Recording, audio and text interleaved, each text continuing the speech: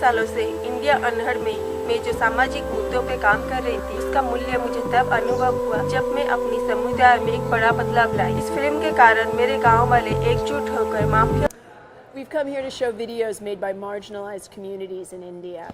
We believe that the kinds of videos that our community correspondents are making in India are actually relevant even in a European context, that they show aspects of innovation in addressing social exclusion through the use of media and by empowering people with a voice.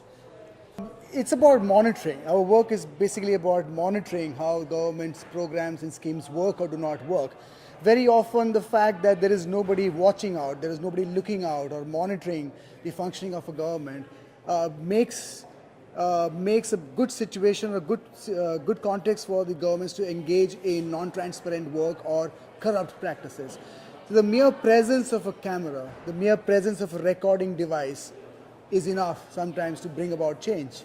Fundación Paraguaya is a 30-year-old social mission organization with the objective to develop new strategies to eliminate poverty and share them as an open source technology with the rest of the world. We allow each family to visualize where they're doing well, where they're not doing well, and how to come up with a personalized strategy to overcome and eliminate the different poverties that affect them. Yeah. The life does not belong to the government.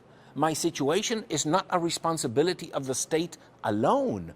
I also have responsibilities, and I demand to be able to be the architect of my own destiny. That is the essence of people overcoming poverty. We have two innovations. Not only are we working with poor families, we are also working with factories to eliminate the poverty of other workers, the multidimensional poverty of the workers. And finally, we are now working with schools to have students study what multidimensional poverty is, and they analyze the poverty of their families, and they help their parents overcome poverty.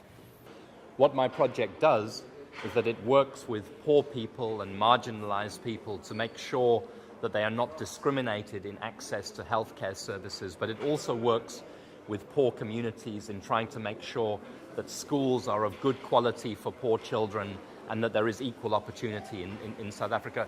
My organization can serve as an example because what it has shown is that through community education and through community, what we call treatment literacy or health literacy or knowledge about the law, poor people are able to stand up for their own rights. And when poor people start to stand up for their own rights, it's possible to create much greater accountability in government in relation to government services. It's really not about the power of the organization, it's about the power of the organization to transfer power to people who are poor and unequal.